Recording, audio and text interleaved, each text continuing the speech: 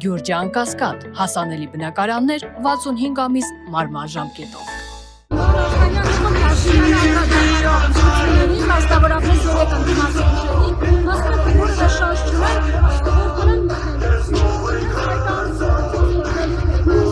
Կներեք, եթե մենք 8 տարի հետ գնանք Նիկոլ Փաշինյանի շանսերը սկսենք գնահատել, ինքը ընդհանրապես շանս չուներ որևէ բան անելու, հետեւաբար շանսերը ինքը չի գնահատում, ինքը եթե գնահատելից ուներ, ինքը կուզեր նստեր Հուր Հավիտյան Հայաստանի հետ ինչ ուզեր անել ու ինքը միշտ մնար, հետեւաբար իր գնահատած շանսերը պետք է կրկին անգամ վերագնահատել եւ գնալ ընտրության ու ապացուցել, որ Նիկոլ Փաշինյանը սխալ է։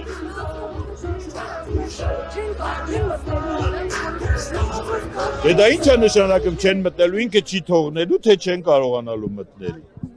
Երկու դեպքում էլ եմ ասում, ինքը որևէ կերպ ոչ իրավասու է, ոչ զորու է, որևէ իրավիճակ փոխելու, եթե ժողովուրդը գնա ընտրության եւ Նիկոլ Փաշինյանին ասի ոչ։ Իսկ տարբեր սոցհարցումներ են հրապարակում, նաև վերջերս 3 եւս մեկ սոցհարցում հրապարակվեց եւ ըստ այդմ առաջատարը Փաշինյանի ուժն է, Սամվել Կարապետյանի ուժեղ Հայաստանը երկրորդ տեղում է։ Իսկ դուք ասում եք, որ գնում ենք բացարձակ հաղթանակի, ինչ կասեք այս հարցումների վերաբերյալ։ Դուք ինչ այդ սոցհարցումները, եթե 7 ամիս առաջ լինեին, ուժեղ Հայաստանի մասին ընդհանրապես որևէ հիշատակում չէր լինի։ Հետեւաբար դրանք դինամիկ աճող պրոցեսներ են եւ արդեն քվեարկության օրը պատկերը փոխված կլինի։ Դրանք եթե ելի եմ ասում 6-7 ամիս առաջ ուժեղ Հայաստանի մասին ընդհանրապես որպես քաղաքական միավոր հիշատակում չկար, հետեւաբար իհարկե սոցիոլոգիան լավ գիտություն է, բայց սոցիոլոգիան նաեւ դինամիզմի եւ զարգացման մեջ է։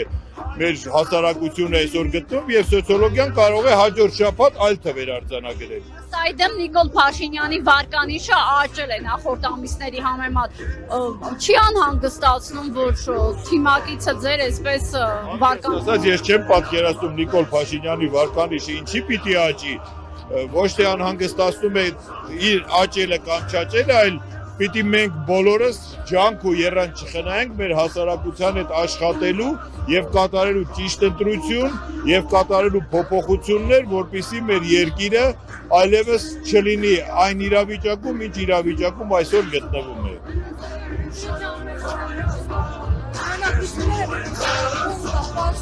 Հիմա այսպես ասած Հայաստանի Հանրապետությունը դարձել է Գեբելսյան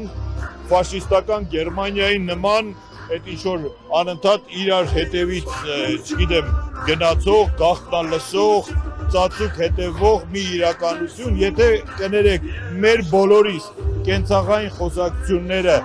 եւ իրենց կենցաղային խոսակցությունները կարողանան գաղտնալսել, շատ ավելի խայտառակ ու խայտաբղետ հաստերի հայտ կան, ուստի ես չեմ ուզում անդրադառնալ այն երևույթներին, որոնք ընդամենը կրում են պրոպագանդիստական բնույթ, որոնք ընդամենը կրում են հասարակությանը ծխածածկույթով ծածկելու եւ ինչ-որ երևույթների մասին կեղծ տեղեկություններ տարածելու բնույթ։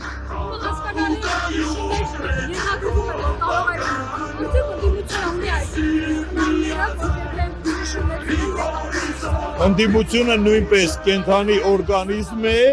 ուղեղային օրգանիզմ է, հաստատ ընդդիմություններ իրադրությանը համապատասխան կունենա իր համապատասխան լուծումները այս կամ այն իրավիճակի վերաբերյալ։